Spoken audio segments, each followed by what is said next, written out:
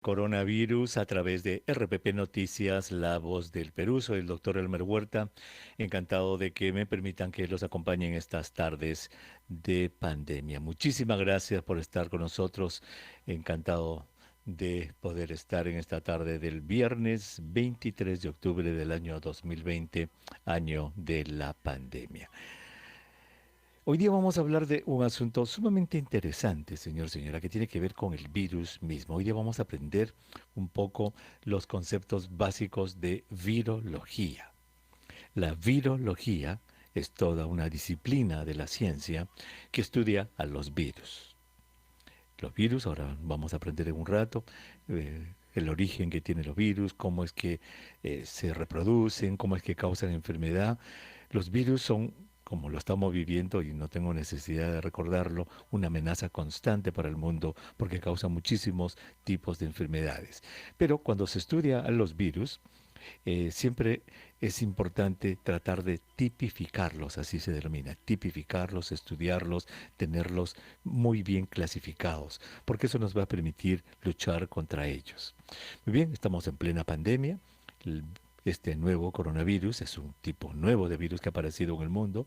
No existen seres humanos que tengan defensa contra él y está causando toda esta pandemia que estamos viendo.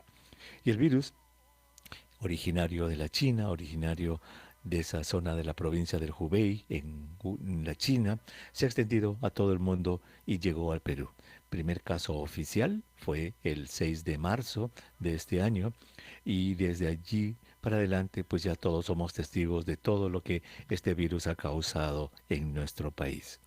Pero, ¿se ha estudiado ya el virus? ¿Qué tipo de virus es el que tenemos nosotros en el Perú? ¿Se saben sus características? ¿Se le ha encontrado? ¿Se le ha tipificado? ¿Se le ha aislado? Pues ese es el tema de conversación hoy día en el programa.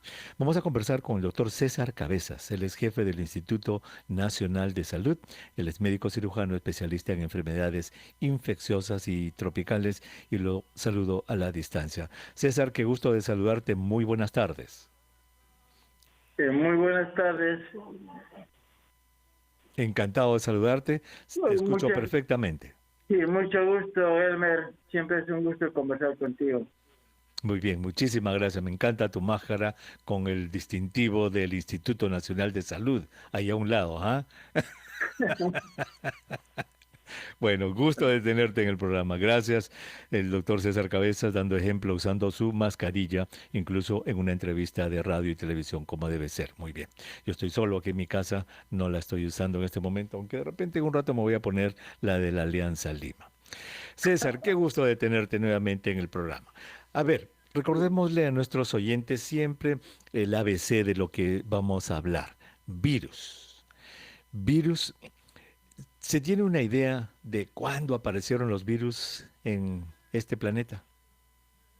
En realidad, los virus incluso han aparecido probablemente antes de los humanos, y justamente este virus que ha generado esta pandemia que salió en Wuhan en los mercados y se asocia al pangolín y a los murciélagos, ¿no?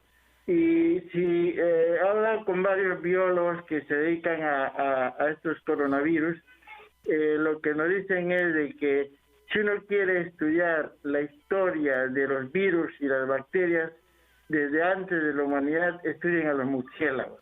O sea, los murciélagos es una especie, es un mamífero en realidad que durante muchos siglos y miles de años cada vez va acumulando e incorporando en su organismo microorganismos y entre ellos los virus. Entonces, si quisiéramos estudiar la filogenia de los virus desde sus inicios, tendríamos que estudiar a los murciélagos. Y creo que esto es una lección también que nos está dando esta pandemia, ¿no? De que Ujú. cuando los humanos transgredimos y alteramos la ecología e invadimos el nicho ecológico de estos animales que son silvestres, tenemos las consecuencias, ¿no?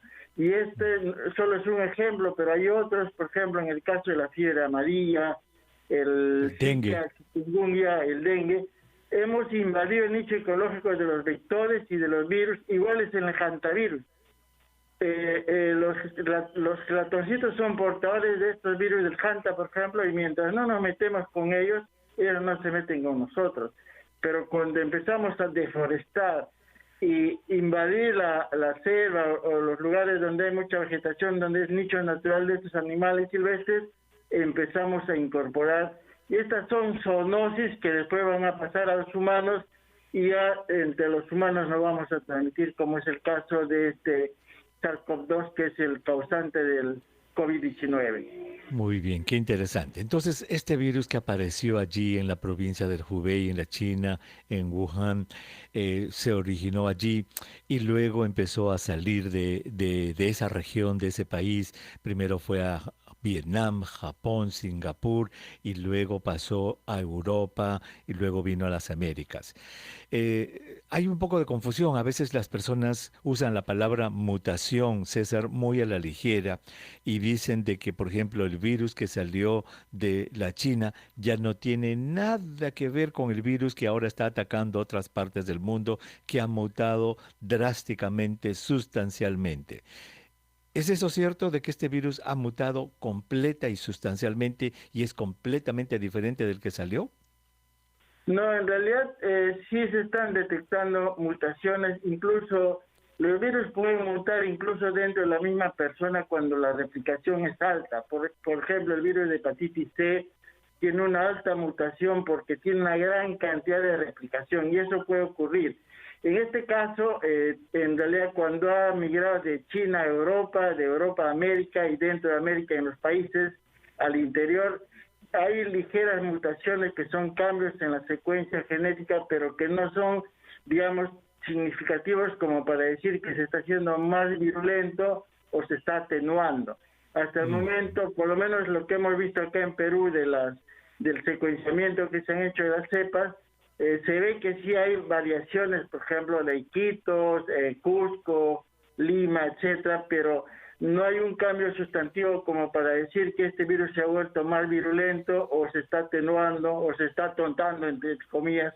Pero sí Entiendo. es importante vigilar eso porque puede ser que aparezca una mutación importante y eso tiene que ver, por un lado, con la agresividad que pueda tener este virus y por otro lado, que las vacunas que se están produciendo o los candidatos de vacunas realmente puedan protegernos contra este virus. Por lo menos hasta el momento, las vacunas que están estudiando, por ejemplo, aparentemente van a proteger con estas secuencias que no han mutado de Claro que manera sí. significativa. Muy bien. Quería empezar con esta pregunta directa y esto es muy importante para todos nuestros oyentes. Este virus es el mismo virus, el SARS-CoV-2. No ha mutado sustancialmente, es el mismo virus y esto es muy importante porque nos va a permitir que tengamos una sola vacuna.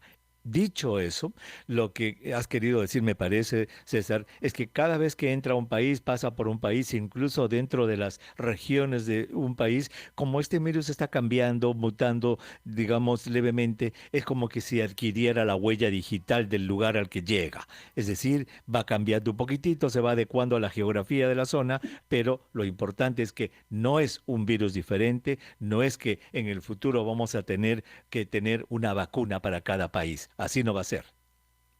Así es, definitivamente Muy bien. lo sustancial del virus sigue siendo el mismo y por eso es que las vacunas, en realidad hay varios tipos de vacunas, las varias tecnologías, pero lo importante es que están Ujú. apuntando a estructuras del virus que no han mutado. Muy bien. César, vamos a hacer una pausa, vamos a regresar en un momentito para conversar sobre algo que ustedes, los científicos ahí en el INS, han hecho, que es aislar un virus y estudiar su genoma y luego lo que han hecho es hacer de que este virus se replique en una línea celular y nos vas a explicar en qué consiste eso y para qué va a servir. Regresamos en el programa. Muchísimas gracias por estar con nosotros. Estas son las tardes de todo sobre el coronavirus a través de RPP Noticias, La Voz del Perú. Soy el doctor Elmer Huerta. Muchísimas gracias por permitirme que los acompañe, que las acompañe en estas tardes de pandemia.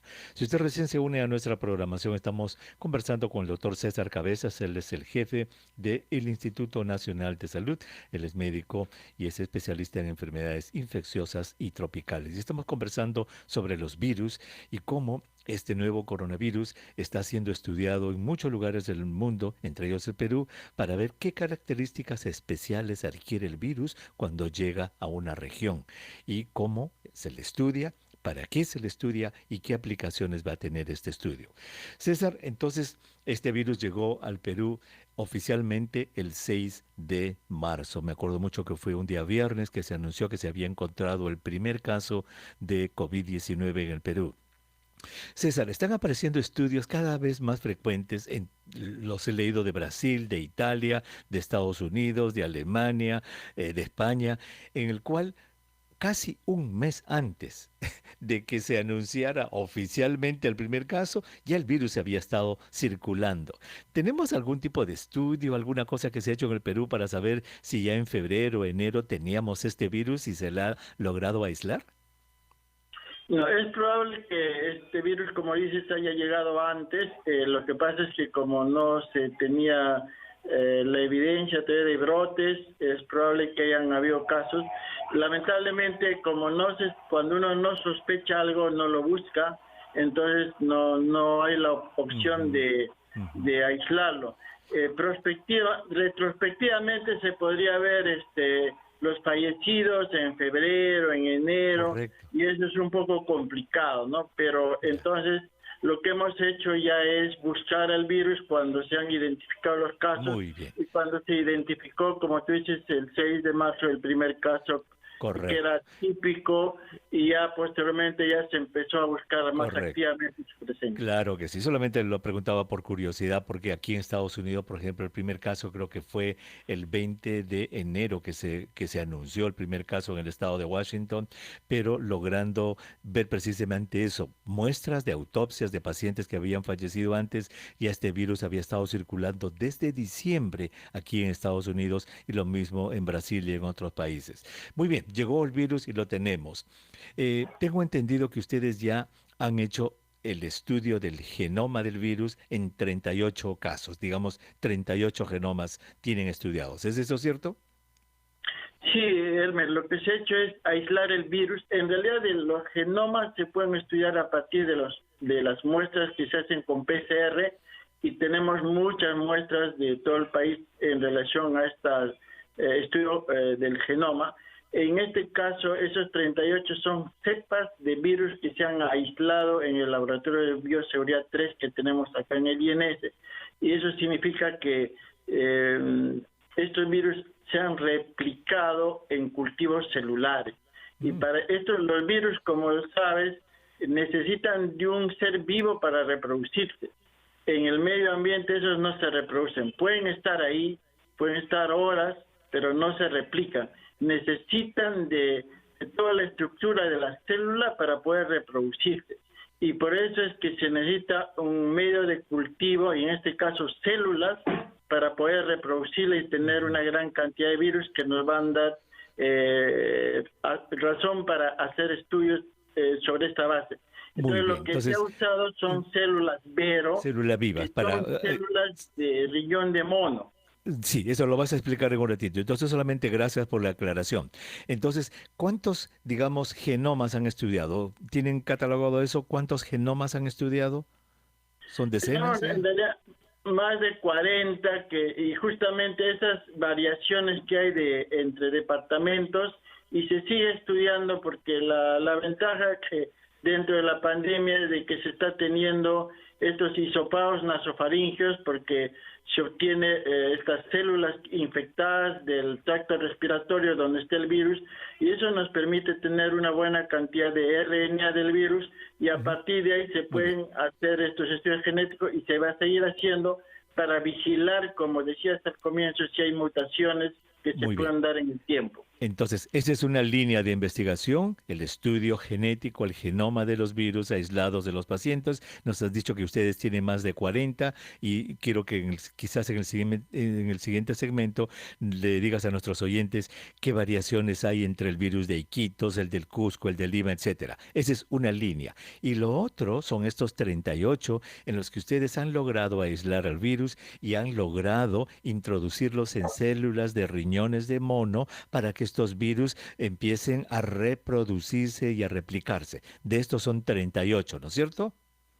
Así es, tenemos Muy bien. 38 cepas que se han logrado aislar en nuestros cultivos. Muy bien. ¿Y por qué se hace eso? ¿Para qué es importante aislarlo? ¿Para qué es importante darse todo ese trabajo, César, de aislar y plantarlos en las células de riñón de mono para que se reproduzcan? ¿Qué se consigue con eso?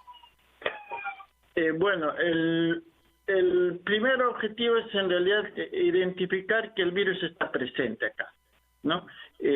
Y entonces ya se ha tipificado que es el SARS-CoV-2 el que ha ingresado, y para eso se hace el cultivo celular, se ve el efecto citopático, significa que en los cultivos de células es como una alfombra bien uniforme las células, y cuando el virus está presente va a destruir esa estructura de las células.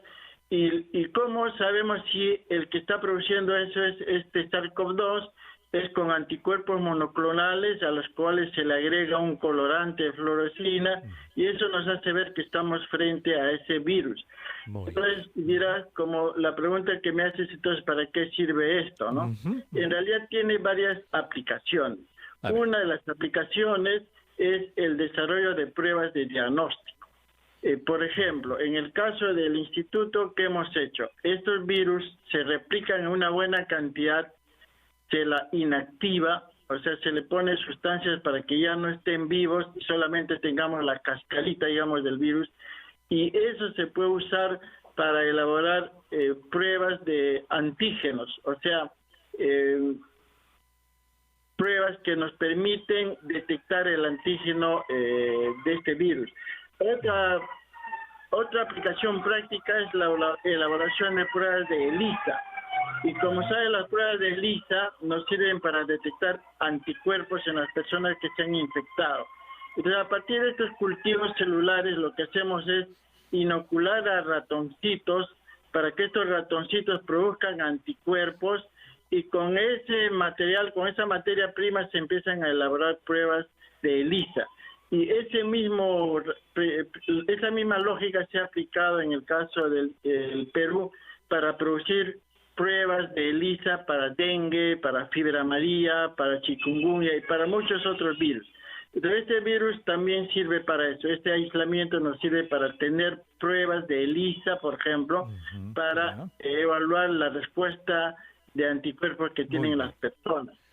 Y también el otro tema dentro de esta parte también es que estos aislamientos nos permiten tener anticuerpos neutralizantes, que son otro tipo de anticuerpos que nos permiten evaluar la eficacia de las vacunas o la severidad de una infección que ocurrió en una persona. Muy bien. Son tres, digamos, que nos has nombrado muy interesantes. Una permite estudiar la cáscara del virus, las proteínas, los antígenos y desarrollar esas pruebas de antígenos que ahora están siendo muy populares porque son baratas, son muy rápidas y entonces pueden diagnosticar la presencia del virus en personas que tienen síntomas. La otra es que permite hacer diagnósticos de los anticuerpos famosos, la prueba de ELISA, tal como ustedes lo han hecho con otras enfermedades. Y la otra, elaborar una gran cantidad de los anticuerpos que destruyen el virus, que lo neutralizan, para con esto obviamente saber si las vacunas funcionan o no. La pregunta que podría hacer alguien es, ¿hay que hacer todo esto? ¿Cada país lo tiene que hacer o estas cosas se pueden comprar en otros lados y se pueden adquirir? En otras palabras, una persona se podría estar preguntando, ¿por qué tanto trabajo? ¿Por qué de repente no comprar de cualquier lado estas pruebas ELISA, estos antígenos? ¿Para qué hacerlo? Claro, la cuestión es que en realidad en el mercado es probable que los países más desarrollados ya están haciendo estas pruebas. Sin embargo, es importante que como país tengamos esas capacidades, ¿no? Y por otro lado, si estuviera una mutación importante en los virus, esto nos podría dar más sensibilidad o especificidad a algún tipo de pruebas. Y el otro tema importante es el costo. El costo es importante. Por ejemplo, en el caso del dengue, que nosotros producimos para toda la red del laboratorio nacional, el costo es la tercera o la cuarta parte de lo que hay en el mercado. Y eso es importante, esa transferencia de tecnología que también se hace a los laboratorios regionales. Entonces, tiene esas ventajas que en comparación a las que uno puede importar. Y lo otro es en cuanto a los anticuerpos neutralizantes. En realidad, la única forma de evaluar anticuerpos neutralizantes es teniendo cultivos celulares. Y para eso necesitamos este laboratorio. Eso ahorita no está disponible en el mercado y si hay va a ser muy caro y eso es una de las pruebas que se tienen acá. Esa es una de las aplicaciones que tiene estos cultivos. La otra aplicación práctica es la evaluación de si algunos medicamentos o candidatos a antivirales puedan tener algún efecto. Y eso es lo que ocurrió, por ejemplo, con la ivermectina, cuando un grupo de Australia evaluó in vitro el efecto de este antiparasitario, que en este caso ha tenido un efecto antiviral. Nosotros también hemos evaluado eso en el laboratorio y también al comienzo hemos estado evaluando también el artesunato, que también es otro antiparasitario, pero estos son estudios in vitro, ¿no? Entiendo. César, hagamos una cosita. Te ruego que me disculpe que te interrumpa. Me parece muy interesante esta línea de investigación. Vamos a tomar una pausa y cuando regresemos nos cuentas eso. ¿Cómo se están haciendo estos estudios in vitro para probar medicamentos? Regresamos. Coronavirus a través de RPP Noticias, La Voz del Perú, soy el doctor Elmer Huerta. Muchísimas gracias por dejarme que los acompañe en estas tardes de pandemia. Estamos a viernes 23 de octubre y si usted recién se une a nuestra programación, estamos conversando con el doctor César Cabezas, él es jefe del Instituto Nacional de Salud, él es médico especialista en enfermedades infecciosas y tropicales y estamos conversando sobre el desarrollo científico que se está haciendo en el Instituto Nacional de Salud, en el cual están estudiando a este virus, señora, a este nuevo coronavirus. Ya el doctor nos ha contado que ha sido aislado el virus y tienen dos líneas grandes de investigación. Una es que lo han estudiado, digamos así, en seco. Le han tomado la huella digital, eso se va a estudiar el genoma y han determinado sus características genéticas. De esos tienen más de 40 genomas estudiados. Y la otra carretera, digamos, de investigación o avenida de investigación es la que han hecho que este virus, coronavirus, en 38 casos logre multiplicarse dentro de unas células especiales que son de riñón de mono.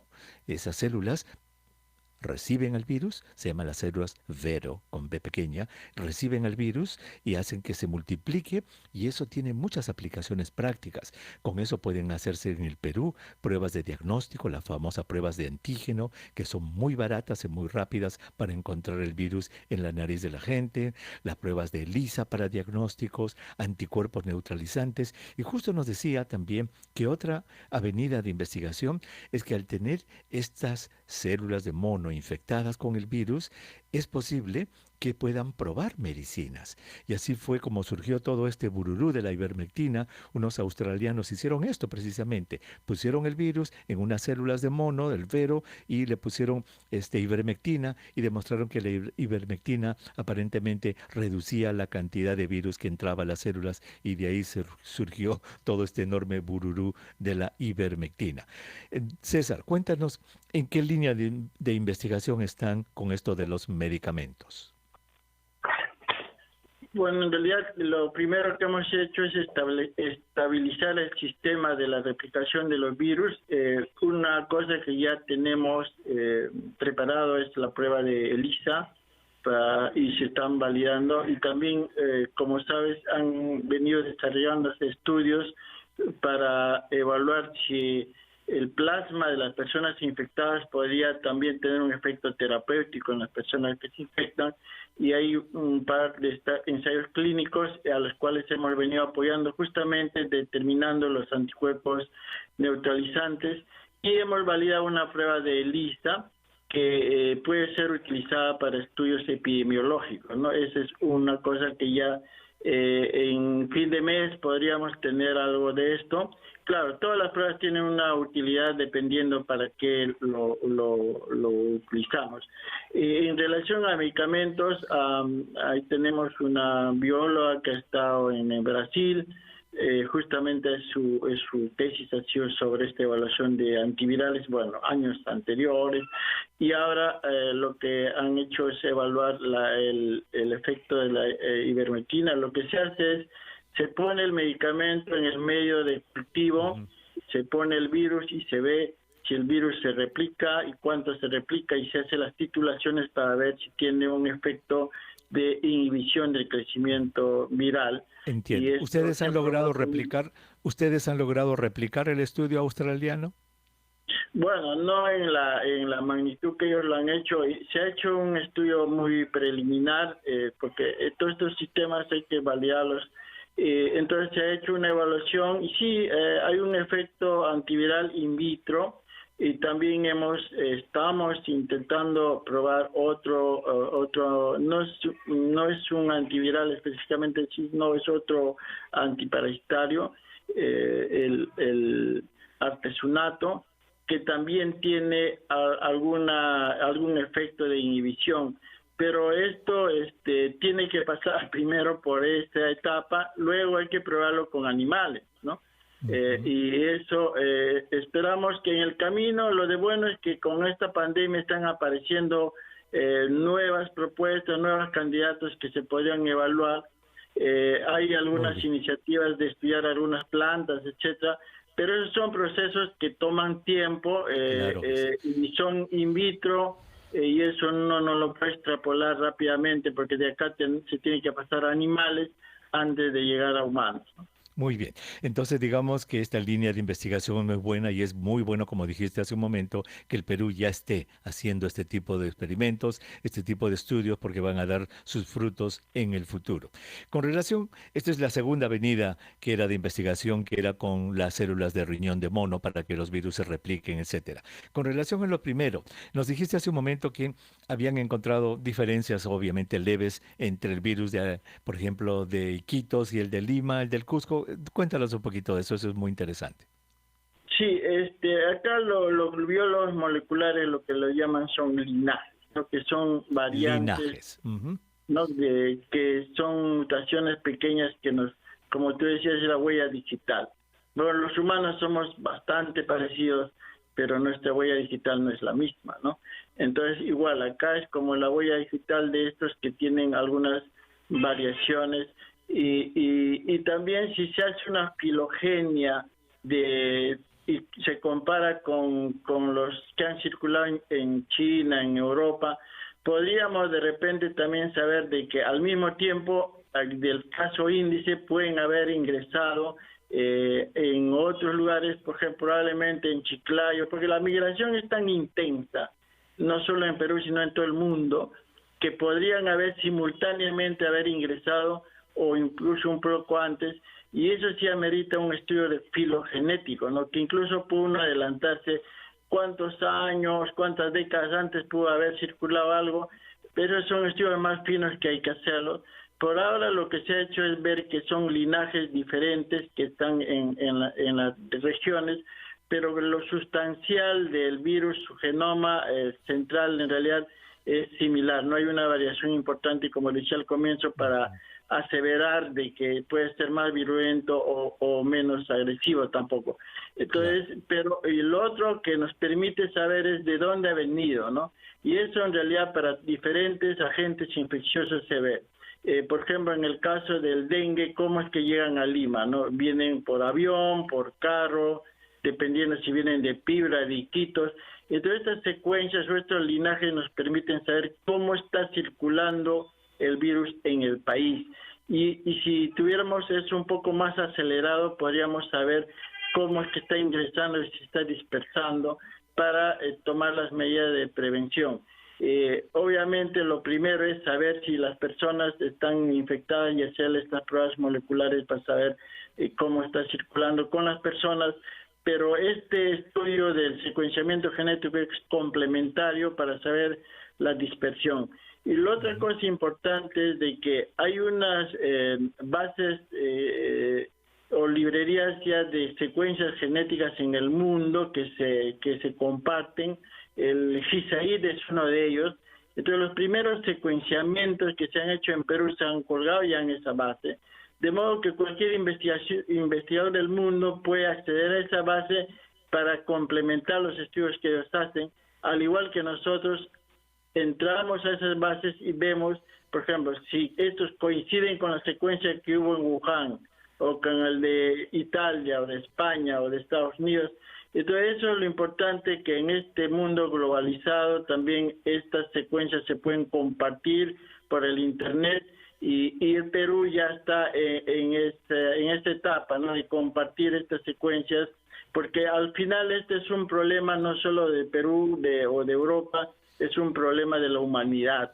Y creo que esa suma de esfuerzos nos puede orientar a saber cómo se está dispersando el virus y qué podemos hacer en relación, por ejemplo, a la vacuna. Qué interesante. César, vamos a tomar nuevamente una pausa, vamos a regresar inmediatamente después para terminar esta interesantísima conversación acerca de la ciencia que ustedes están desarrollando en el Instituto Nacional de Salud para estudiar a este nuevo coronavirus. Vamos a regresar.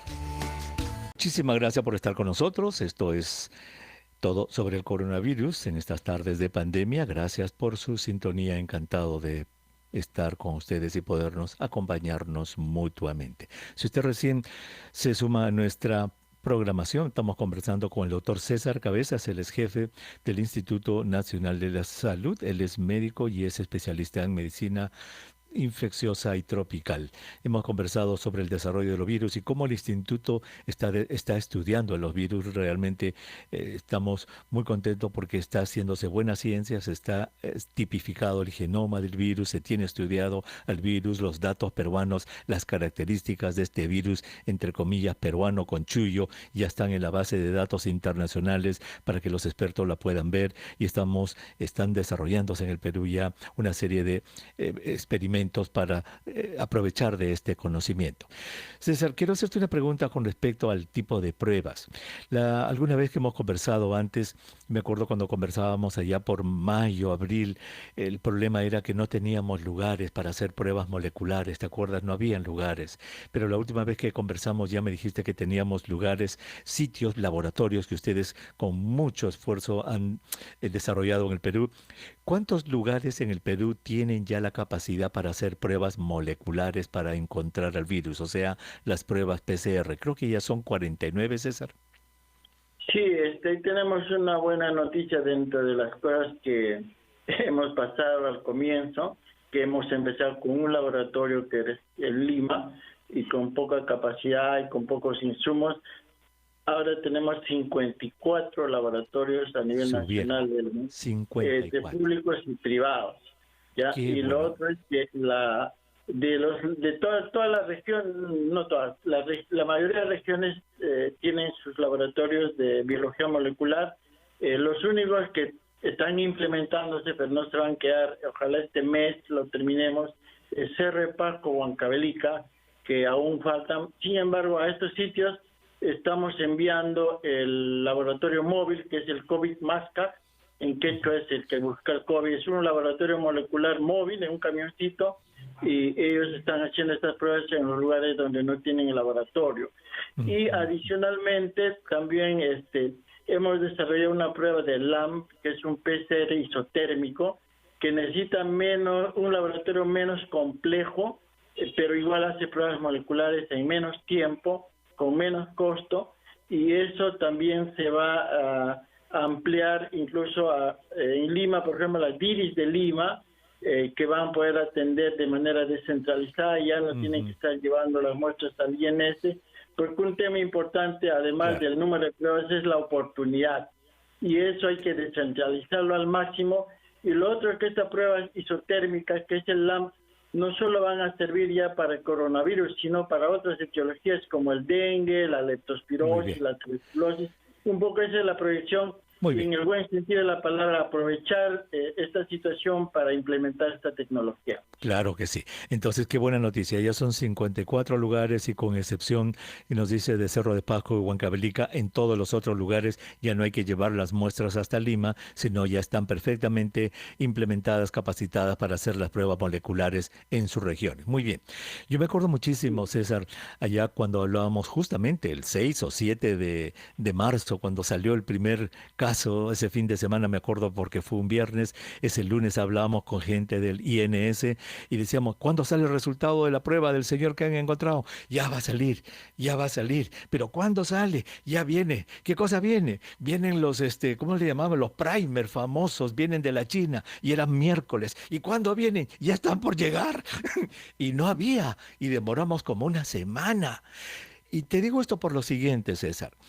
En este momento, por ejemplo, esta mañana me preguntaban, sabes que Cristiano Ronaldo, el jugador de la Juventus, ha salido positivo Mm. al virus coronavirus la semana pasada, está aislado, pero ayer le han vuelto a repetir la prueba y ha vuelto a salir positivo su prueba. Y alguien me dice, debe ser serológica.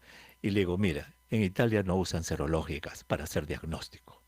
Ya el primer mundo está haciendo pruebas moleculares. O quizás si está muy sintomático de antígeno. Eso de serológico solamente es en el Perú. Y lo hicimos porque no había, como tú mismo estás diciendo, dónde hacer las pruebas moleculares. La pregunta es directa, César. ¿Está el Perú en este momento en que ya estamos de bajada en casos, en muertes y que los casos están disminuyendo? ¿Está el Perú capacitado como para ya migrar y dejar estas benditas pruebas serológicas que más es lo que confunden que lo que ayudan para hacer diagnóstico de casos y hacer puro moleculares? ¿O no estamos en la capacidad de llegar a ese primer mundo? Yo creo que acá esta pandemia ha sido muy dinámica, muy variable. Felizmente en esta situación estamos con menos casos, tanto de fallecidos como de casos en sí. Entonces, justamente la preocupación es cómo evitar una segunda ola, ¿no? Entonces, la estrategia de vigilancia que se está estableciendo en esta etapa tiene que ser utilizando estas pruebas moleculares para detectar tempranamente, y por eso nuestro interés. Y yo quiero decirte, Elmer, que en el instituto desde que asumimos el 23 de marzo este cargo acá, nunca hemos dejado de hacer las pruebas moleculares. Claro, habían limitaciones. Lo sé, han habido limitaciones, pero César, Pero discúlpame que te nuestro insiste en la interés pregunta. es ir Discúlpame que te creciendo, insiste en la pregunta. y la ¿Estamos idea en es... este momento en capacidad de dejar las serológicas y empezar a hacer puro molecular en el Perú? ¿O todavía no? De repente no. No, la idea justamente es esta, ¿no? Sí, Utilizar la las idea pruebas es que esa, son pero ¿estamos convenientes. en capacidad o todavía no, César? Ya, mira, con los laboratorios que tenemos estamos en la capacidad de hacerlo. Lo que hay que hacer es continuar con la descentralización para seguir teniendo esa mayor capacidad. Y actualmente se está en capacidad de responder a esa necesidad. Pero Muy bien. también hay que mencionar que el laboratorio es parte de una estrategia de vigilancia, ¿no? Porque Exacto. no es cuestión tampoco de hacer pruebas en cantidades como, mira, en Estados Unidos han hecho millones de pruebas y eso no necesariamente está conllevando al control del problema.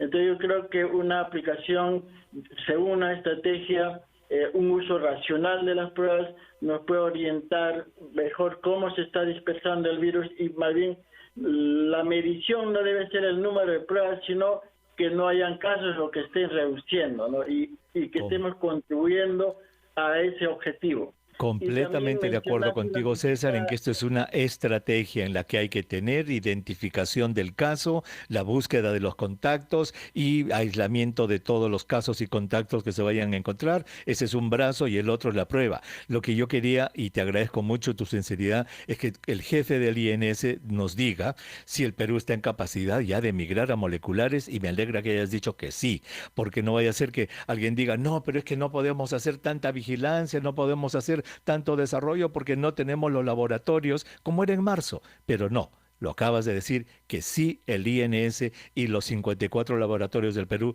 sí están en capacidad para ya dejar las serológicas, y como parte de un plan integral que es de búsqueda de casos, contactos en la comunidad, hacer pruebas moleculares, ¿cierto? Claro, y esa es no solo la idea, sino estamos en ese camino. Muy Claro, bien, no muy tenemos bien. la cantidad que tienen otros países, pero estamos en esa ruta, y lo que queremos es justamente evitar que que hayan más casos, ¿no? Y la estrategia de vigilancia nos debe orientar a eso. Correcto. Y en No relación tropezar, exacto. lo de No tropezar Ronaldo, dos veces con la misma piedra, ¿no? Porque ya tropezamos con esta piedra la primera vez, no habían laboratorios, no se podían hacer pruebas moleculares, era un sueño hacer pruebas moleculares el 6 de marzo, era imposible. Por eso que hicimos las serológicas y fíjate todo lo que hemos llegado en que no podemos diagnosticar bien los casos. Pero ya pasaron los meses, estamos a 23 de octubre, ya INS nos está diciendo que los laboratorios están allí, entonces me alegra que estemos en ese camino, César, de desarrollar este plan de vigilancia comunitaria para encontrar los casos, sus contactos, aislamiento para evitar futuros brotes. Pues César, qué bueno haber conversado contigo y la verdad es que estoy muy contento de escuchar este buen trabajo científico que ustedes están haciendo. Felicitaciones por eso, César.